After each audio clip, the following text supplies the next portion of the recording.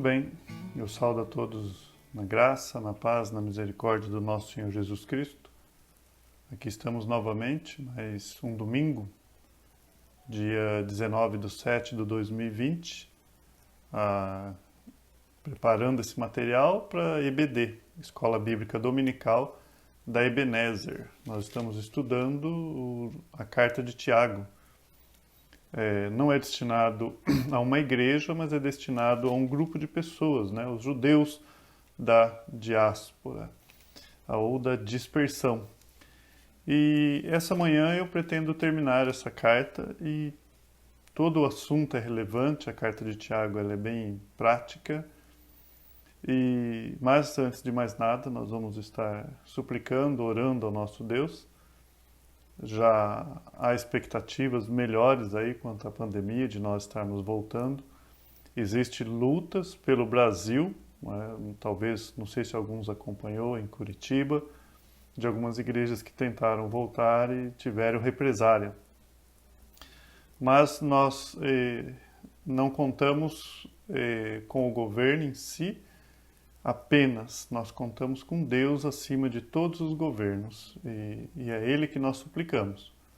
E continuo dizendo, essas lives ou gravações não substituem a igreja da forma como Deus a instituiu, mas enquanto temos esse recurso, isso não é desculpa para não usarmos. Peço a Deus pela vida de cada um que está me ouvindo, da igreja, fora da igreja, espero que essa palavra fale com você e exorte a você ou a continuar na caminhada cristã ou adentrar a vida cristã. Vamos orar essa manhã? Pai bendito, nos ajude, como corpo, como povo, nessa escola dominical, nesse domingo. Eu peço a Ti, nessa pequena meditação que vamos ter, estamos estudando a Sua palavra. Eu te peço, Papai, por graça, coloco cada um da Igreja Batista Ebenezer, cada membro, cada pessoa, ó Deus, cada enfermidade, ó Deus, e também cada alegria, como vamos aprender agora. Me ajude, ó Pai, nessa pequena meditação, nessa Sua palavra, que eu possa diminuir, mas para que Tu apareça, ó Deus. Te peço, Papai, em nome do Seu Filho Jesus, amém e amém. Tiago, capítulo 5, se você vem acompanhando, você sabe que nós estamos estudando essa carta e vamos finalizá-la hoje. A semana passada nós lemos o 5:12 e falamos sobre sim, sim, não, não, a palavra do cristão e a seriedade que é isso. E eu procuro aplicar isso na minha vida e tenho tido bons frutos. Tudo aquilo que Deus nos ensina e nos dá pela graça, nós nos apropriamos, colocamos em prática e é fantástico. O maior beneficiado em obedecer a Deus somos nós mesmos. Então, esse texto aqui e esse contexto, acima de tudo, não deve jurar, deve falar a verdade. Já aprendemos, há um preço nisso, em falar a verdade. Não queremos, somos seres que enganamos a nós mesmos, já falamos sobre isso, e nós não queremos encarar a vida tal qual ela é. Então, por isso, usamos de artimanhas e de meios, né, para poder enganar as outras pessoas e enganar a nós mesmos. E a palavra de Deus vem e exorta, fala, não seja assim, a sua vida deve ser sim, sim, não, não, né? No verso 13, Tiago ele vai começar dizendo assim: está alguém entre vós sofrendo? Faça oração.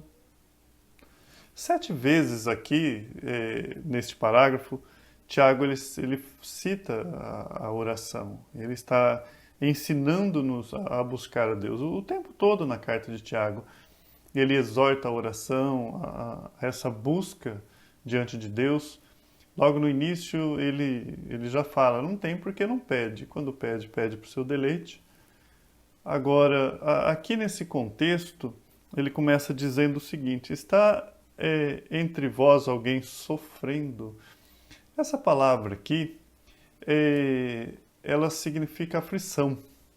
Esse sofrimento aqui está mais voltado num sofrimento da alma em si do que a enfermidade, embora a enfermidade possa causar esse tipo de sofrimento. Mas a impressão que se dá é que ele separou duas partes. Ele vai falar do sofrimento físico, mas aqui ele está falando, está alguém entre vós sofrendo, ou dentro da igreja, tem pessoas que estão sofrendo, ela está tendo lutas, e esse sofrimento, independente daquilo que causou, porque pode ser a causa dele, pode ser o pecado, de coisas que nós fizemos que Deus falou para nós não fazermos. Ou então, como diz Pedro, justamente por fazer o que é certo, há esse tipo de sofrimento. E Tiago, ele vai falar que nós devemos fazer alguma coisa. Eu estou sofrendo, estou aflito, eu estou angustiado. O que eu devo fazer? Qual que é a solução bíblica para isso? A primeira coisa que nós aprendemos é parar de falar consigo mesmo, que nós fazemos isso, e falar com Deus, descansar o nosso coração em Deus. Por mais que pessoas tentam dizer que há uma técnica, uma prática, esqueça tudo isso e coloque seu coração diante de Deus. É entre você e Deus, é individual. Se existe qualquer tipo de técnica na oração, a única que a Bíblia diz que existe é você falar com Deus. Simples assim. E se existe algum detalhe da oração que é imprescindível, é você conhecer o Deus a quem você fala.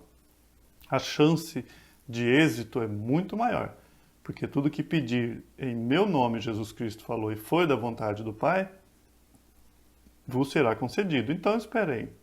Eu preciso saber qual é a vontade do Pai. Se eu conheço a vontade do Pai, mais é a probabilidade das minhas orações serem respondidas. Então, nas lutas da vida, em momentos em que nós passamos, por isso que Tiago está falando, está sofrendo, né? E sofremos por diversas coisas, em momentos como esse, qual que é a solução que ele dá? E em vez da gente ficar amargurado, desanimados, reclamando, ele fala, coloca isso diante de Deus. A resposta a esse sofrimento deve ser o nosso clamor, nossa busca diante de Deus. É isso que ele começa nos ensinando. Tiago é uma carta totalmente prática, mas a gente percebe que tudo aquilo que nós praticamos termina com oração, com intercessão. E às vezes nós desperdiçamos tempos e energia porque nós não oramos. Não tem porque não pede. Uma frase famosa de Lutero, basicamente ele quer dizer o seguinte, olha, eu tenho tanta coisa para fazer hoje que eu preciso de 1 hora a mais de oração. Então talvez nós falaríamos ao contrário, olha, eu tenho 10 horas pela frente aí, e se eu tenho 10 horas no meu dia e eu uso 1 hora para orar, 2 horas de oração, eu preciso diminuir 1 hora para sobrar mais tempo para minhas coisas. Então, se Lutero orasse de 10 horas, 2 horas, ele está dizendo o contrário. Ele estava dizendo, olha, eu tenho tanta coisa que eu vou orar 3 horas. Porque eu preciso de Deus em todas essas coisas. Então, Tiago, nesse contexto aqui, Tiago, ele está exortando a nós orarmos pelos que sofrem. Está alguém sofrendo? Ou você? Ou alguém da igreja? O que eu devo fazer? Murmurar nos problemas da vida, nas aflições da vida? Não, nós devemos orar. Sofrimento causado por diversas coisas, por relacionamentos familiares, decepções. Eu costumo dizer que o tamanho da nossa decepção é proporcional à nossa expectativa. Então nós falhamos, colocamos expectativas em coisas enormes. Em pessoas, em métodos, sistemas, governos, coisas. E a nossa expectativa está naquela pessoa E quanto mais você esperou, maior vai ser o seu tombo. E às vezes nós estamos decepcionados. Isso nos traz angústia, nos tira a paz da nossa alma. Então, são essas provações diversas que Tiago começa falando desde o início. E por isso que ele vem tratando assuntos. Ao invés de você murmurar contra Deus, né? Ou reclamar dos seus irmãos, como o verso 9 ele já tinha dito aqui, né? No próprio capítulo 5, verso 9, ele fala assim: irmãos, não vos queixeis um dos outros.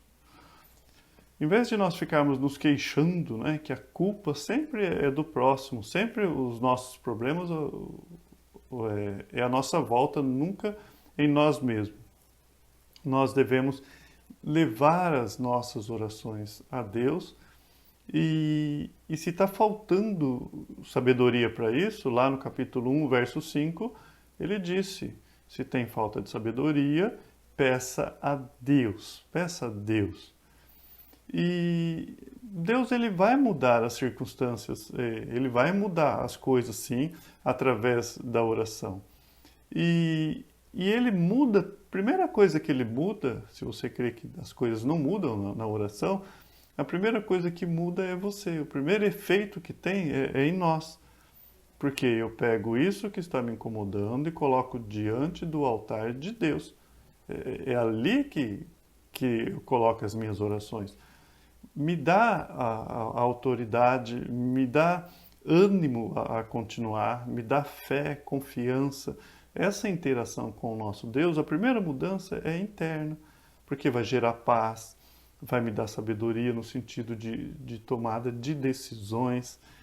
E nós sabemos disso.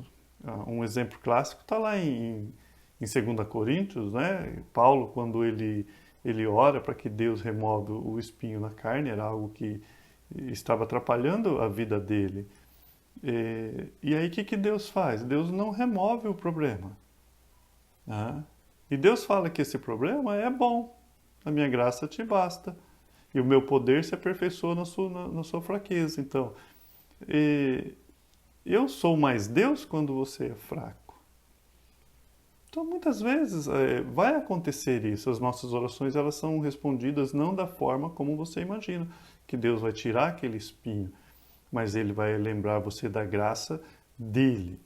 E toda oração, o padrão da nossa oração deve ser sabendo que a vontade de Deus deve ser feita. Quando oramos o Pai Nosso que estais no céu, nós dizemos seja feita a sua vontade no céu como na terra.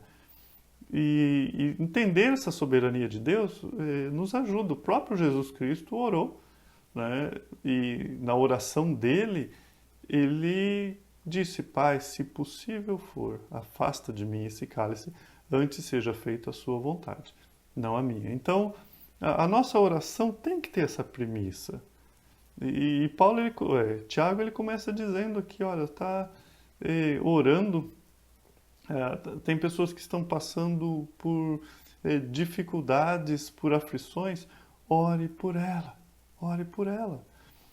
Mas no verso 13 ainda, eu li só a primeira parte, que diz assim, está alguém sofrendo, ore, faça oração. Está alguém alegre, cante louvores. É interessante como que na vida cristã nós temos isso o tempo todo. Nossos altos e baixos. Uma hora está chorando, outra hora está cantando, não é isso? E normalmente o pastor ele presencia essas duas coisas. Se no mesmo dia, na parte da manhã, ele visitou alguém que acabou de ter um filho, uma filha, acabou de nascer um bebê naquela casa, está todo mundo contente, né? Os avós estão lá super alegres, todo mundo contente com o bebê no colo, chegou alguém novo na família. Se na parte da tarde você vai num velório, está todo mundo chorando e às vezes são pessoas da mesma igreja. Então tristeza e alegria convivem e estão juntas na igreja. E nós devemos, a palavra de Deus fala que está alguém contente, ele fala, aconteceu isso, e está alegre, cante louvores. que fantástico que é isso. Eu estou alegre, eu atribuo a minha alegria a Deus. Como que isso é algo assim que traz ensinamento? De que forma? Porque se a sua alegria é voltada em coisas infundadas, coisas que nós estamos aprendendo na terça-feira, dada por ídolos, você não vai agradecer a Deus. No mínimo, você vai agradecer a sua performance, você vai agradecer a sua empresa, o seu médico, vai lembrar de agradecer todo mundo, principalmente a si mesmo, né? E não lembramos de agradecer a Deus. Quando temos uma vida de graça, em graça, nós, quando nos alegramos, nós sabemos que essa alegria ela é real, é verdadeira, ela é constante na nossa vida. E naquele momento ela transborda de uma forma tão grande que eu quero exaltar o meu Deus.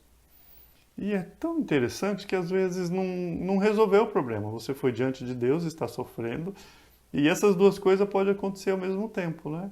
Vem o sofrimento, depois vem a oração e logo vem a alegria mesmo sem resolver o problema. Lá em 2 Crônicas 20, você vai ver Josafá. Ele estava indo para a batalha, o que ele fez? Ele pôs as pessoas para cantar na frente.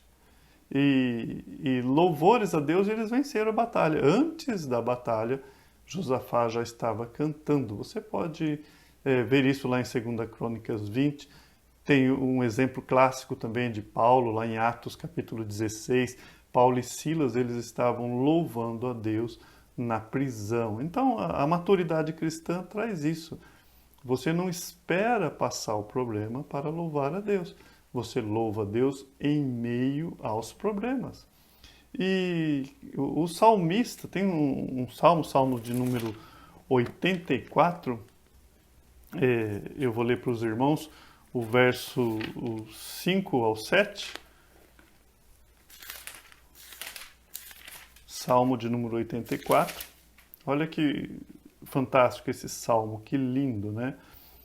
Bem-aventurado o homem cuja força está em ti, em cujo coração se encontram os caminhos aplanados, o qual, passando pelo vale árido, faz dele um manancial de bênção e cobre a primeira chuva. Algumas versões diz assim: ao passarem pelo vale de Baca.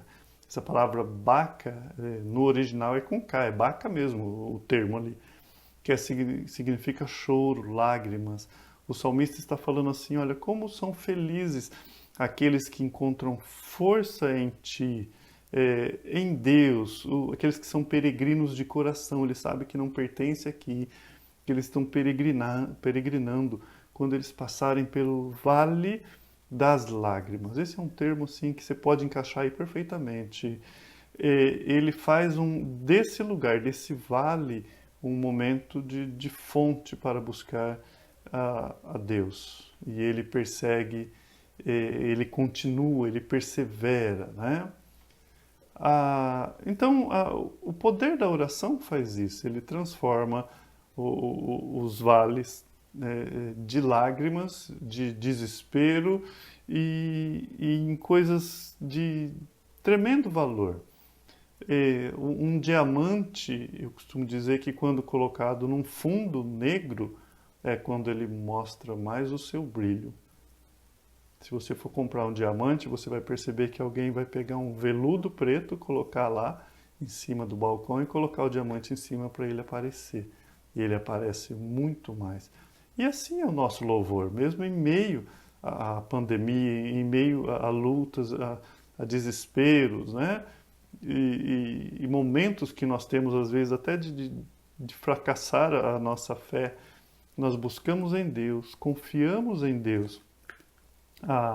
Esse mesmo salmo, o salmista diz assim: o pardal encontrou casa e a andorinha ninho para si, onde acolhe os seus filhotes e os teus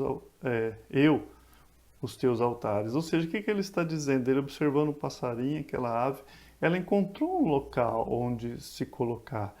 E ele fala, olha, eu encontrei os teus altares, eu encontrei a sua presença. Aí ele continua, né? Bem-aventurado aqueles que habitam na sua casa e o louvam perpetuamente. É lindo esse salmo, né? Lê ele, pega esse domingo para ler esse salmo e se regozijar em Deus nele.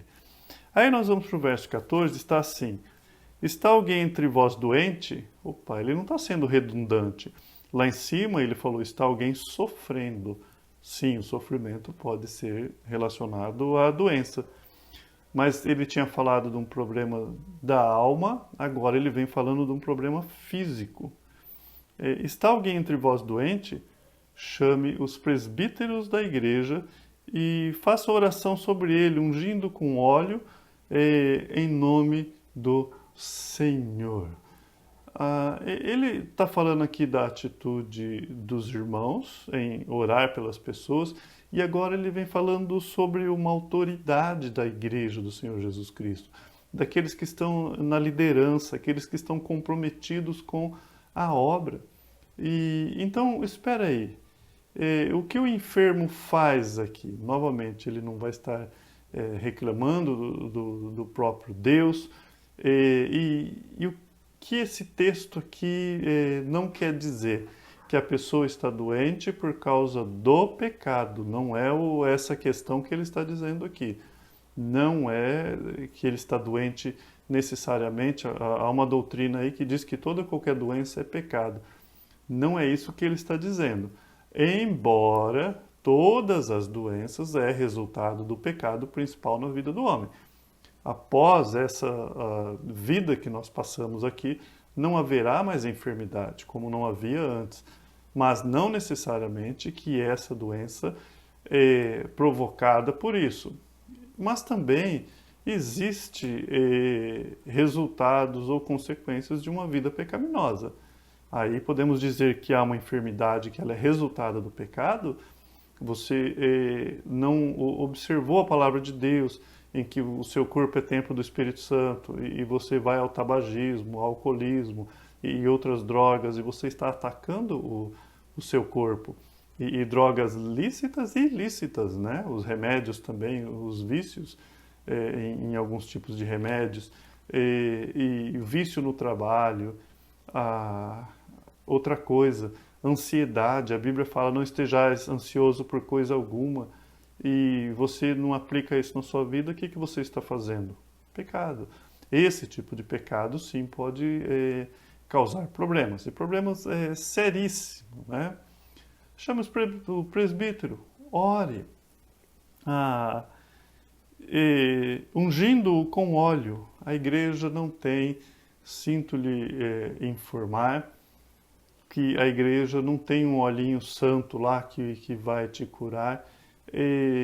Às vezes alguns até vendem isso, né? Não é isso que ele está dizendo aqui. Mesmo quando nós vamos aos médicos, nossos olhos devem estar firmados no Senhor. Mesmo quando nós usamos o remédio, nossos olhos devem estar firmados no Senhor.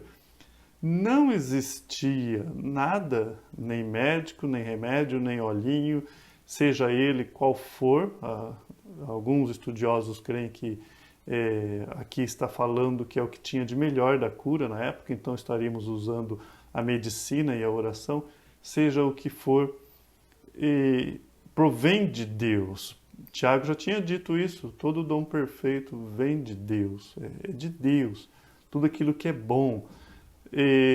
Não adianta você tomar aí, como no meu caso, direto eu tomo Neosaldina, né? E se o Senhor não operar na minha vida, por graça, não vai resolver. Todo dom perfeito é de Deus, vem lá do alto. E nós precisamos ter isso em mente, temos que ter essa convicção que quando nós estamos orando ou fazendo qualquer outra coisa, o produto final é Deus, é Deus. Em nenhum momento, Tiago, aqui ele está tirando o trabalho dos médicos ou da medicina de forma nenhuma. Nós devemos entender que, em última instância, é Deus operando. Agora, nós como cristãos, nós devemos buscar os médicos? Sim. Devemos buscar os remédios? Sim. Mas sabendo que toda cura vem de Deus. Vem de Deus. Alguns estudiosos, eles falam que isso aqui, esse óleo, ele de alguma forma era considerado um dos melhores recursos médicos que havia na época. Então aí a gente junta a oração e remédio. E amados, a questão aqui é que é o remédio, é o presbítero, é a oração da fé, é o Senhor, é o Senhor. No verso 16, ele vai falar sobre a questão de confessar os vossos pecados. Então, o verso 14, ele fala assim: está alguém doente, chame o presbítero da igreja e faça uma oração sobre ele, ungindo com óleo em nome do Senhor. E a oração da fé salvará o enfermo. Essa palavra salvará, quando a gente vai no original, ela é usada também no sentido de cura. E a oração da fé curará o enfermo. Não pense que a oração de alguém pode salvar a outra pessoa no âmbito espiritual. Não tem como fazer isso.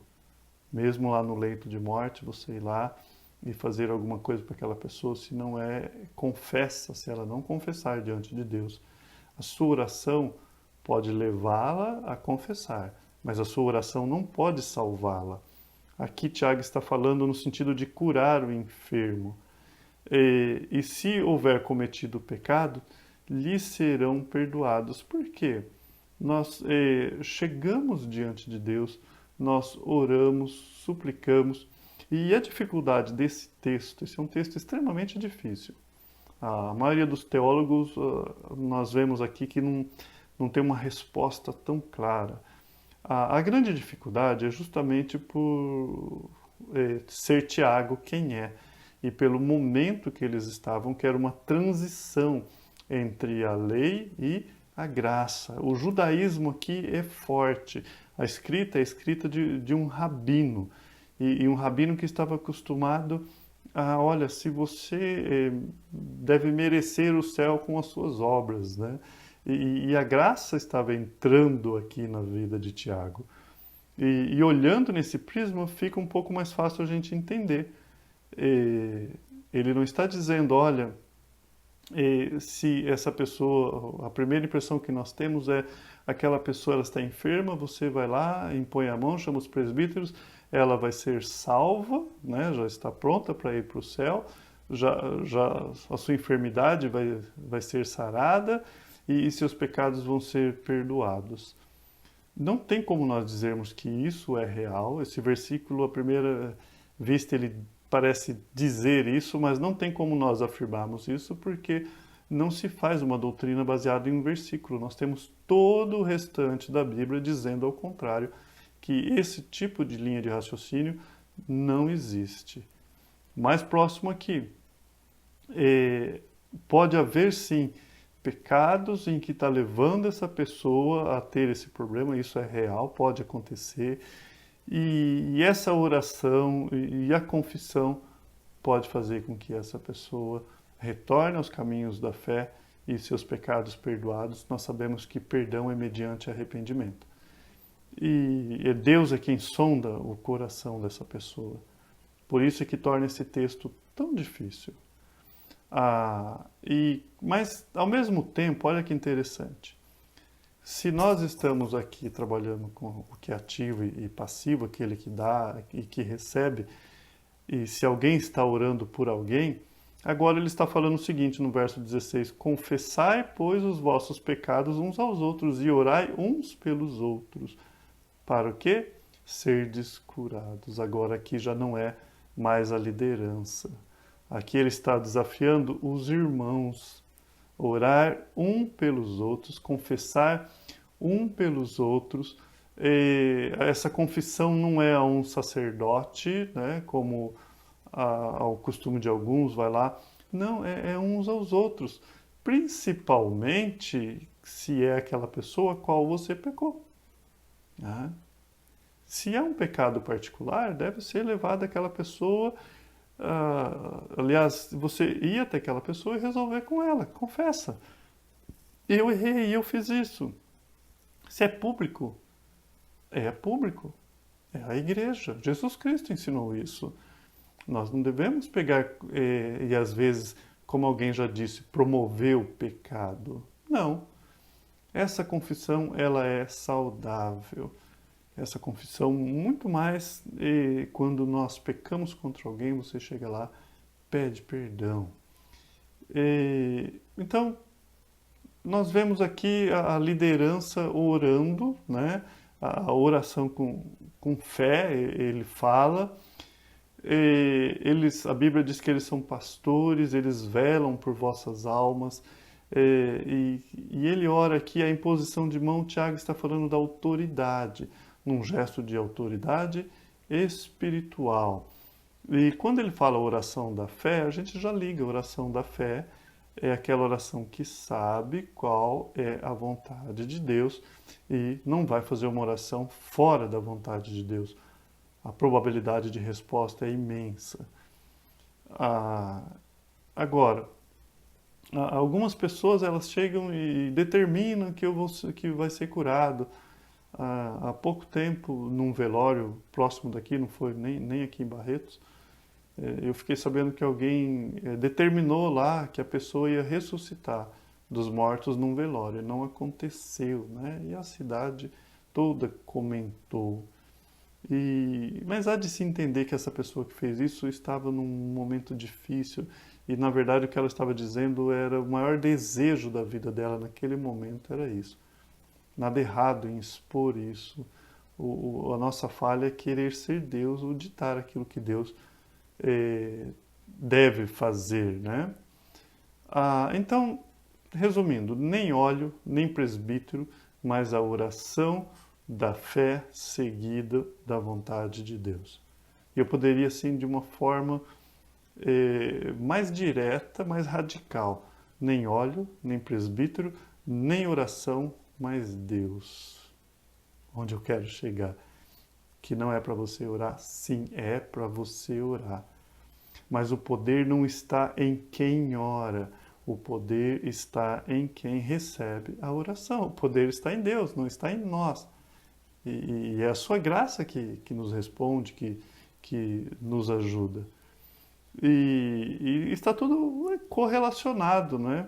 Porque quando nós vamos até Deus e oramos, quando nós estamos aflitos, nós oramos, enfermos, nós oramos, estamos contentes, nós cantamos. Isso está mostrando uma vida cristã em atividade.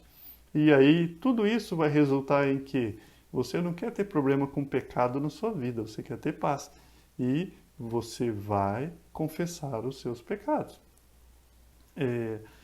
Nós aprendemos aqui a questão do sacerdócio real. Nossos pecados devem ser confessados a Deus. A Deus. Nós podemos fazer isso. Chegamos, o véu foi rasgado. Você pode chegar com o coração contrito diante de Deus.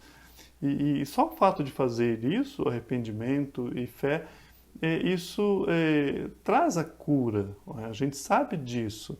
O ressentimento, a mágoa, e isso faz a gente prostrar diante do mundo, diante dos deuses. E o perdão, o confessar traz restauração.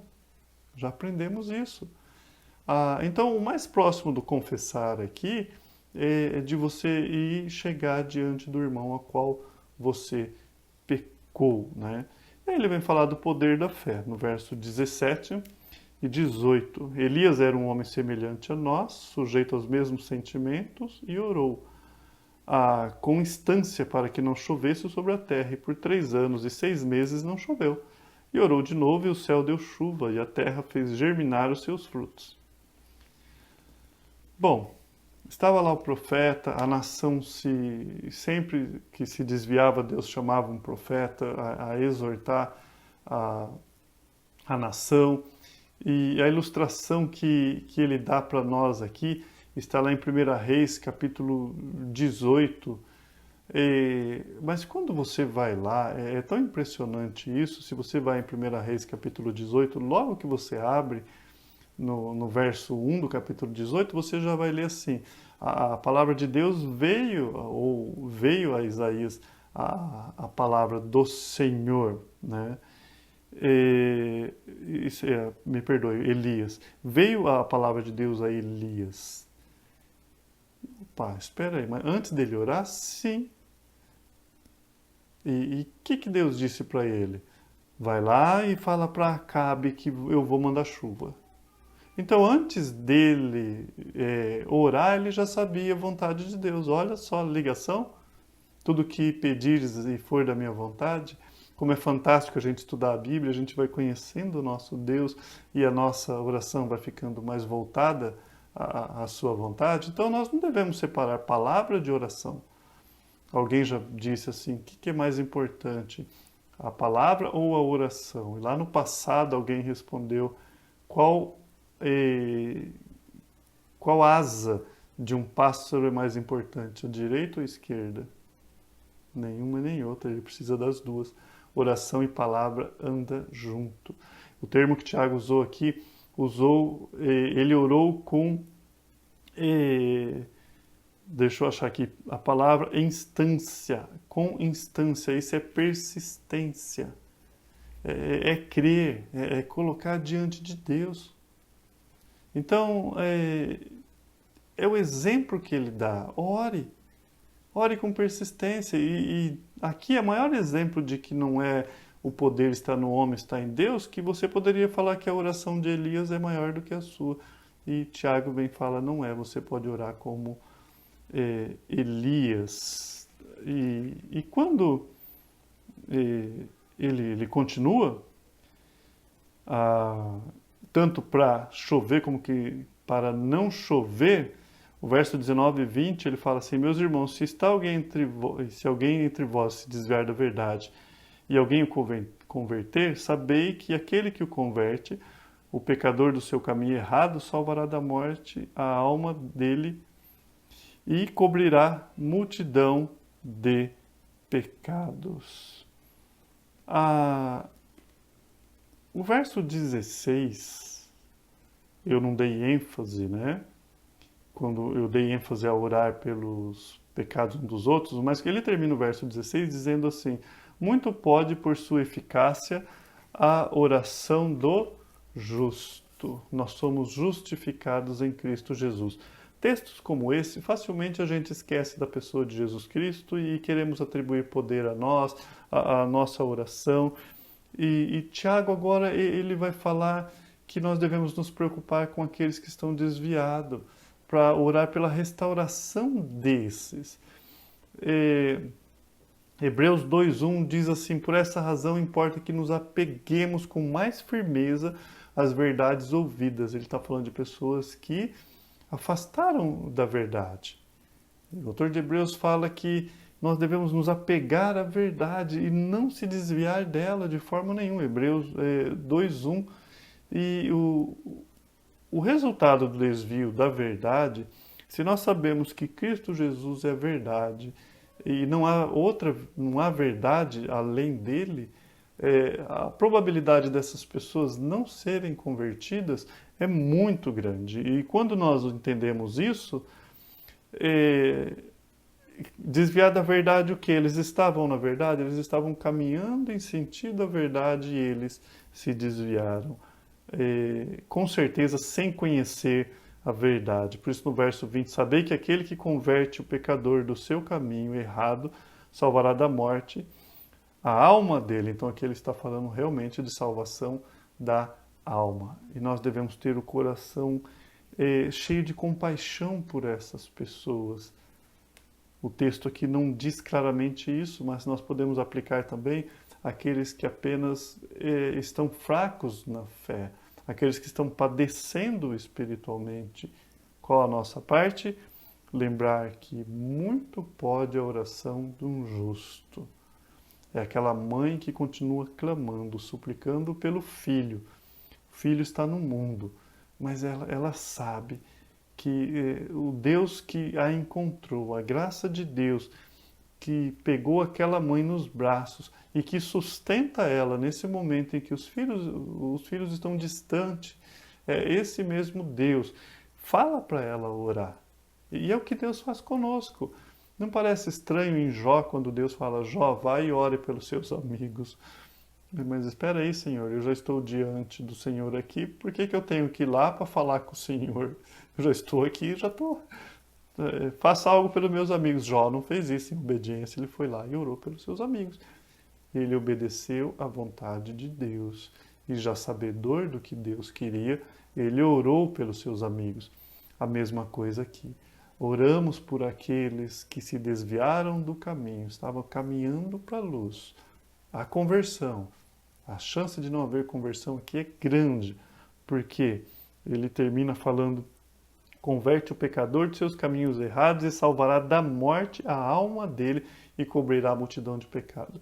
O que cobre a multidão de pecado? A minha oração? Não. A minha oração é súplica àquele que pode fazer isso. O que cobre a multidão de pecado é a graça de Deus no sangue do seu Filho bendito Jesus Cristo. É isso. Nossos pecados são perdoados em Cristo Jesus. A oração da fé. A fé vem pelo ouvir da palavra de Deus. A fé vem pelo ouvir. E o ouvir da palavra de Deus. Quanto mais eu ouço a palavra de Deus, mais eu conheço a Ele. Mais as minhas orações são certeiras. Amém? Louvo a Deus por mais esse domingo. A semana que vem vamos continuar. Eu ainda estou meio indeciso qual vai ser o próximo estudo da EBD semana que vem, mas esteja aí às 9 para você acompanhar. E às 19 horas eu estarei novamente com os meus irmãos trazendo a palavra. Amém? Vamos orar, agradecer a Deus. Pai, obrigado por mais essa manhã, por essa palavra. Obrigado por esse dia. Te louvo, ó Pai, te bendigo novamente em nome do seu Filho Jesus. Amém e amém. Estamos assim terminados. A comunhão faz parte do culto.